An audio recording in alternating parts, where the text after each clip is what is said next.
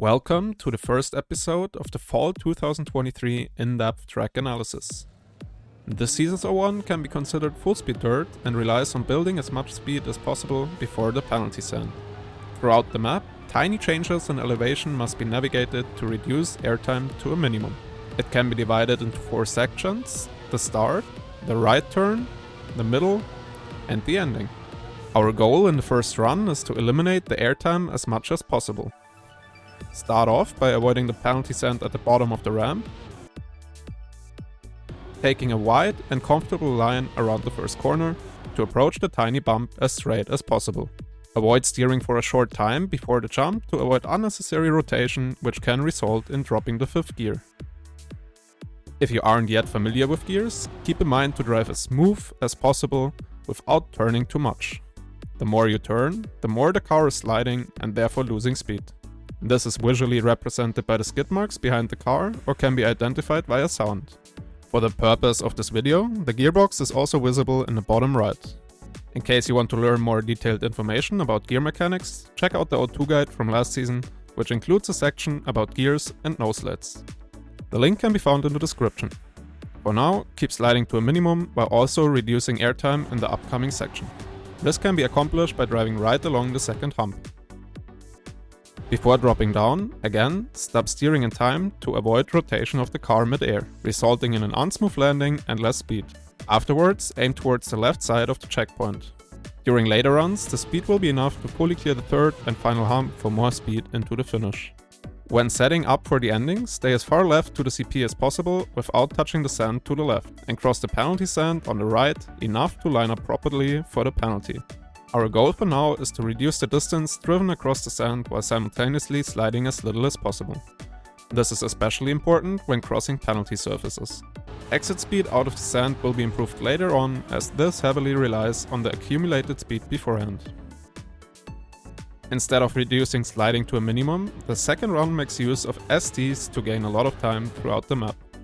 Between sliding too much and not sliding at all, aka no sliding, a good angle will gain a lot of speed on most surfaces. On dirt, this requires at least 200 speed and the displayed overlap of skid marks. Every time a no slide occurs, acceleration is lost due to less time spent in the speed slide and temporary lower RPM of the engine. For the first improvement, focus on keeping all the slides and reducing the amount of no slides, while staying as close as possible to the optimal angle throughout the map. The run takes similar lines compared to the first one, with the main difference being a smoother entry into the middle section, almost already clearing the hump completely. A wide line before the ending of the map allows to position the car towards the finish without steering too much in the sand, as here, speed sliding does not gain extra speed compared to not sliding at all. The next improvement comes in form of a cleaner gear up from 4th to 5th, and not sliding most of the ending. Again, if those mechanics are new to you, please check out the O2 guide from last season. Keep in mind that there isn't just a bad gear up and a good gear up, but instead it's a gradual transition. The only indicator for this in-game is sound, allowing you to hear the timing and success of gear ups. Instead of already accomplishing a fully clean gear up, as this can provide quite a challenge, this run simply minimizes the sliding angle when the gear up happens to reduce the occurring penalty afterwards, and keep more speed for the rest of the map. The right turn and the middle section stay the same, besides a tiny air brake in the second jump to stabilize the car further. The main improvement takes place in the ending, where the no-slide is kept until the finish. Counterintuitively, to just avoiding as much sand as possible, the fastest line is staying close to the tree to the left, as this allows to keep the most speed from before.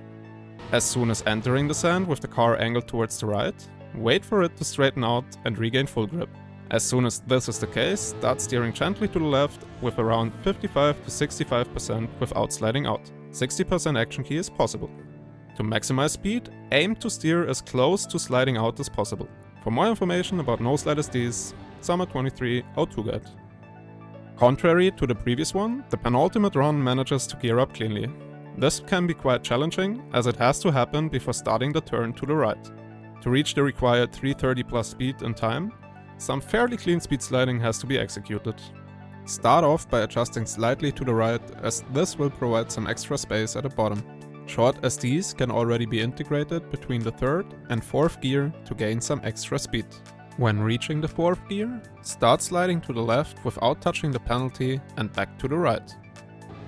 In the best case, no noslide is happening when switching directions, which this run didn't accomplish perfectly, as audible in the engine sound. After getting close to 330 speed, stop sliding for as short as possible to let the gear up happen cleanly and continue approaching the turn afterwards. The better the speed slides before, the easier it becomes to still make the turn in time. Better speed slides through the map and a longer noslide in the end gain the additional time. Still, not all noslides have been eliminated. In the best case, there are 4 spots on the map where an optimal overlap can be achieved. These occur here, here, here, and finally with a superb entry into the ending here. Compared to using the 60% action key in the previous run, this one already refers to manual steering in the end to further optimize the noslide SD. For our final analysis, we take a look at the current and likely also future number 1 and number 2, Shadow Crancer and Ed Elite. The two had an end of season battle on the previous O1, pushing the record to ludicrous levels, and they continue where they left off.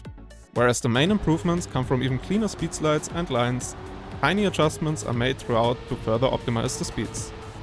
These are small counter steers in between the humps, air braking with a tiny nose stone, and a clean noslide SD in the end. As per usual, for the grand finale we take a look at all the previous runs combined. Here it becomes more obvious how much speed snowballs over the course of the map. Hope you enjoyed this first episode. Keep in mind that this might not be the final strats, as it is very early into the season. If you have any questions or feedback, feel free to leave a comment or head over to my Twitch at twitch.tv/SaPure7. Thank you very much for watching.